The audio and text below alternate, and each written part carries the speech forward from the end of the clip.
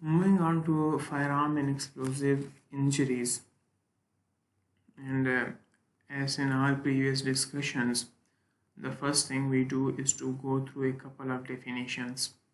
So, as the title displays, this lecture is about, let me select this pen. This lecture is about firearm and explosives injuries. So, first we need to define a firearm. That what's a firearm? What are we going to discuss about? A firearm is a mechanical device designed to create an explosion. So, a firearm is a mechanical device designed to create an explosion,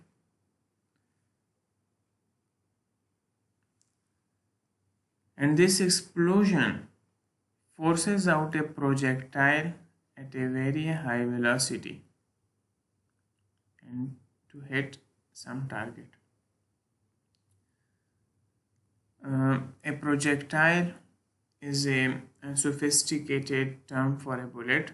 So going back again, one more time to this definition, firearm is a mechanical device equipped to create an explosion, which in turn forces out a projectile at high velocity to hit a target. Now, why a projectile term is used for the bullet? Because as you recall from your physics in the FSC, a projectile was something that would travel in two dimensions, i.e. In on x-axis and on y-axis, and this passage and that this object covered was under the force of gravity. Now similar is the case with the uh, bullet that is fired from a projectile. It is acted upon by gravity if it does not hit the target, i.e. if the target is not near, the bullet finally falls down, and this path that it covers, the path of the projectile, as I recall, is called trajectory. So this trajectory that it covers is in both is on both x-axis and also on the y-axis. So it fulfills the criteria of a projectile. Therefore, a sophisticated term for the bullet is projectile. And moving on to the next slide, and the next slide is about some couple of definitions. The first definition is ballistics. As we all know that in most of the reference books on the forensic medicine, if you have gone through them, the title of the chapter which deals with the firearm injuries is usually ballistics. So what is the meaning of ballistics? Ballistics is the science dealing with the study of firearms and ammunition. So practically, ballistics includes the study of discharging a firearm, projectile motion, and factors affecting the efficacy of firing. While while a detailed knowledge of these is not essential for a forensic pathologist, he must nevertheless acquire some basic knowledge of firearm for proper interpretation of the wounds caused by them. So there are three major subdivisions of the ballistics: the proximal or the internal ballistics, intermediate, which is also known as external, and terminal, aka wound ballistics. So let's make a little illustration to help you remember these differences, divisions. Let's suppose we have a mechanical device equipped to create an explosion that forces out a projectile at a high velocity to hit a target. The study of the firearm is something that we refer to as proximal or internal ballistics, and as you can see here, I have highlighted this proximal or internal ballistics bullet point because this is the topic of this discussion, and in the next lecture we are going to inshallah study about the terminal or wound ballistics.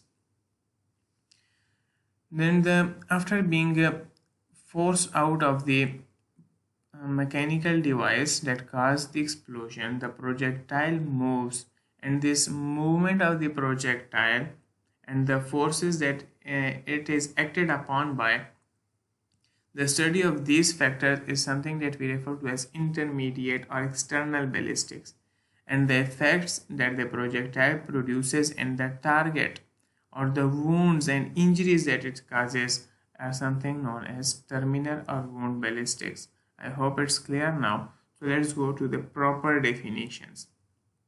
The study of firearms and projectiles is called proximal ballistics. And what are intermediate or external ballistics? The study of the motion of projectile after being ejected from the firearm till the time it hits the target. And what is a terminal or wound ballistic? The study of injuries produced by firearms is referred to as terminal ballistics.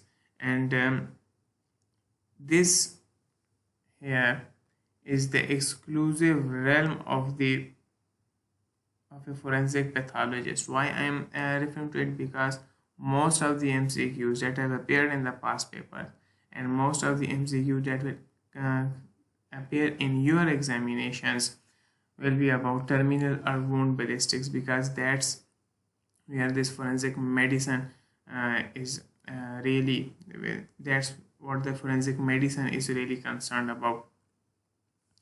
So as I have highlighted, underlined here, the proximal or internal ballistics, and I have also mentioned that this is the topic of this discussion. So what are we going to study? We are going to study the cartridge, parts of the firearm, and types of firearm. Yeah. So let's move on to the next slide and see what we have there. Cartridge. What's a cartridge?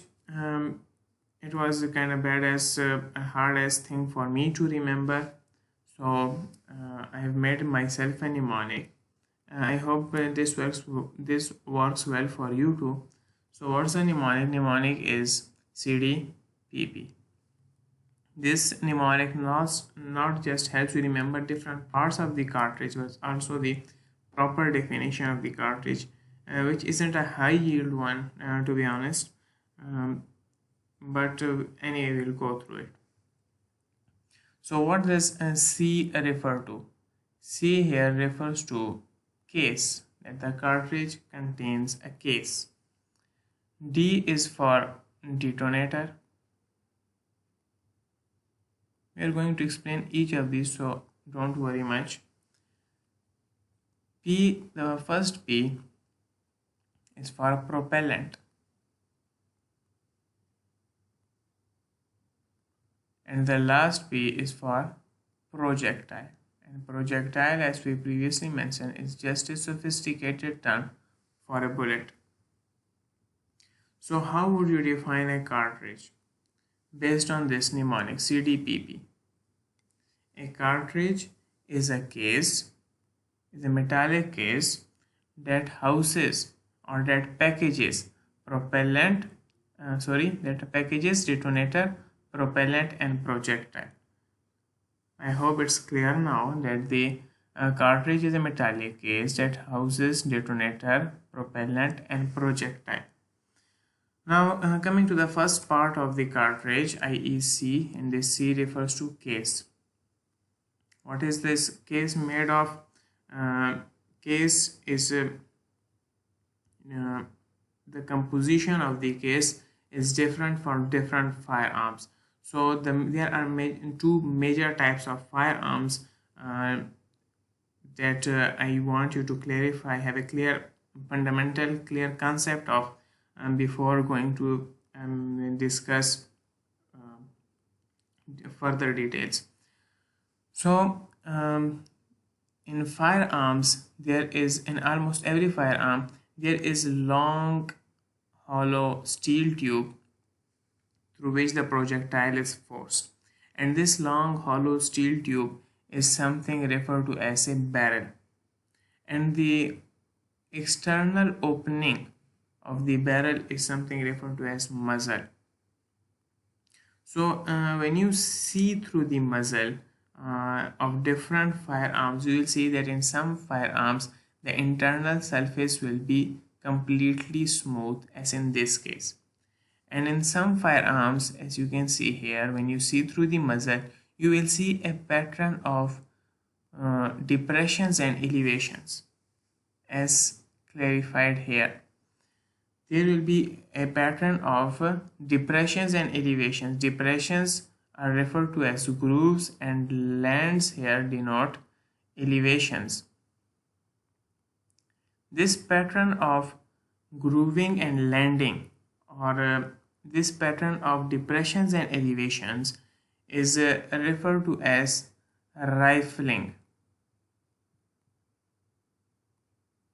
This phenomena is present in all the rifles, and smooth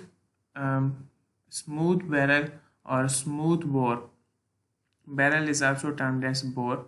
So smooth bore firearms, the best example of these are shotguns.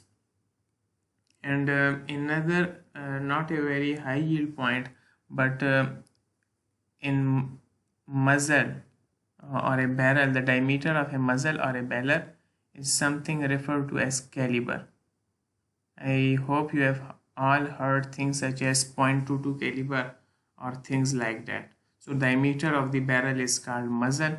And let's move back to the where this discussion originated. We said that the case is made of different materials for different types of firearms. So in case of smooth bore firearms, the case is made of cardboard or paper, and in case of rifled firearms, the case is made of an alloy of zinc and copper. And what were rifled firearms? The firearms that if you see through their muzzle, you will see a pattern of lands and grooves or depressions and elevations in their barrel, and this phenomenon is also known as rifling. Now, what's the purpose of rifling? What's its benefit? And the rifling kind of gives this circular kinetic energy to the cartridge. So when the projectile moves out, it has this circular kinetic energy, which helps it to get a little stability and more penetration if it hits the target. And what's the purpose of the case? I hope you can all guess that what could be the purpose of the case. If we say that the cartridge is a metallic case that houses detonator, propellant and projectile, and if anything houses something, so it's kind of protective. Similar is the case here. The cartridge helps not only to keep the contents in place, but also provides a waterproof cover for them and protection against deterioration. So let's move on to a clean version of this slide and move on to the next part of the cartridge, that is detonator. And detonator is in some books it is called primer. So these are both synonyms. You can afford to remember any one of them. What's a detonator? Detonator is a collection of chemicals that are capable of rapid combustion. Detonator is located at the base of the cartridge, and it kinda forms this junction with this base of the cartridge through something called percussion cap. It is the point where metallic case is not present, i.e. the metallic case is present in all the parts of the cartridge except this point here, which is called percussion cap. And this percussion cap has a important role to play in the functioning and firing of the firearm, and we will go through this special function of this percussion cap as we move on to the parts of the firearms, which we will cover in coming few slides. What's this concept of center fire and rim fire? In most of the cartridges, the percussion cap is situated near the center of the base and is therefore referred to as center fire. But in some cartridges, the whole of the base acts as a percussion cap, and this is known as rim fire. And what's a percussion cap? A percussion cap is attachment of the detonator to the base of the cartridge. It is the attachment of the detonator to the base of the cartridge. And this I haven't bothered mention them because a detailed knowledge of these is not necessary, and what I am saying has never appeared in the past papers. And what will appear in the past paper are terminal ballistics, but understanding terminal ballistics require you to have fundamental knowledge of these things. So just carry along with me. You need not to go through this stuff again. So we've discussed the case and detonator, and now we are left with last two parts of the cartridge. The first is propellant. Propellant is also known as gunpowder, and there are three varieties of gunpowder. Black consists of potassium nitrate, charcoal, and sulfur. The smokeless variety consists of nitrocellulose alone or combined with nitroglycerin, and semi-smokeless is a combination of some black powder and smokeless powder. What's the function of propellant? Propellant when ignited, causes hot gases, hot explosive gases to get released, and these hot explosive gases in turn force out the projectile to move out of the firearm. And this is the function of gunpowder on propellant. And last thing is projectile. Words, I think we have already adequate discussion regarding projectile. So instead of defining, we will focus on bullets and pellets. Here is a bullet, and here is a pellet. What's a pellet? Pellet is these small round metallic balls, and pellets are used in smooth bore firearms or shotguns, and bullets are used in rifled firearms. Normally, a bullet is held in the cartridge case by a groove called canalier, and as a result of the pressure generated by gases, the bullet gets released and is pushed through the barrel and out of the muzzle. So what is a canalier? Canalier is the groove in the cartridge that houses the bullet. This groove here. This is the bullet, and this groove here is called canalier. This thing. And we are done with the cartridge, and in next slide we are going to study different parts of the firearms. A firearm consists of, like I previously mentioned, a long hollow tube called barrel, and the opening of this barrel is called muzzle. There are bullets, something called stock, a trigger. What's the purpose of trigger? We are going to discuss that in something called the PCI sequence right after we are done with this slide. There is a grip to hold the firearm and a butt to balance it. So moving on to the PCI sequence, I think, and this is the most high yield discussion of this lecture, so you better focus on it.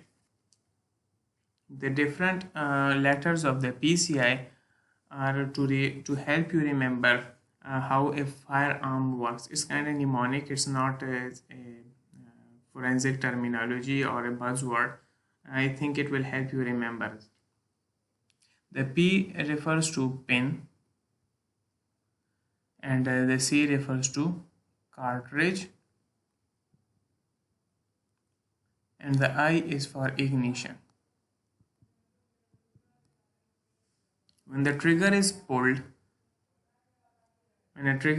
pulled, the trigger releases certain spring inside the firearm, and the release of this spring causes a firing pin to strike the cartridge, and in turn the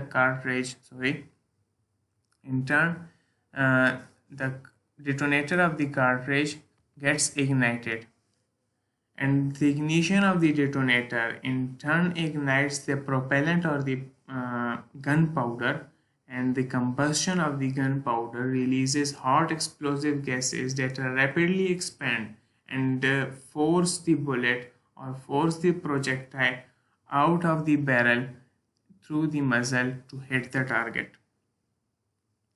So that's all about the PCI sequence, and if you haven't got it, so don't worry, we're going to study it in the next slide.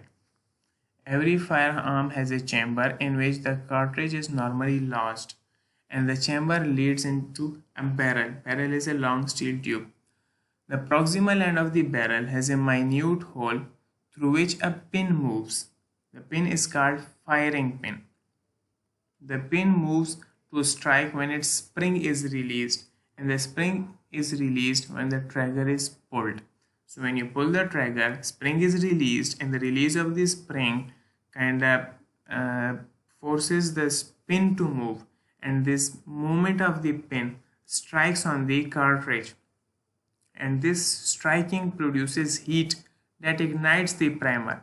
Primer was another name for detonator.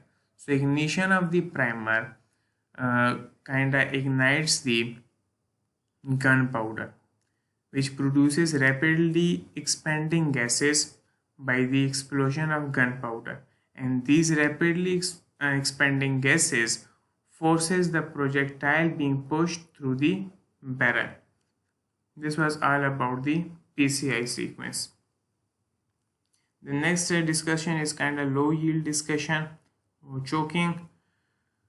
What's choking? The problem with smooth bore firearms in which pellets are used. Pellets are these minute balls जिनको हम छर्रे कहते हैं. So the firearms in which pellets are used, the problem with them is that they get kind of dispersed as they are fired.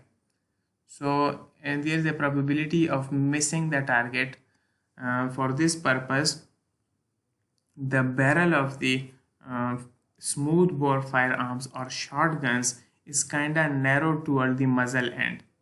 You see, here is progressive narrowing of the barrel towards the muzzle.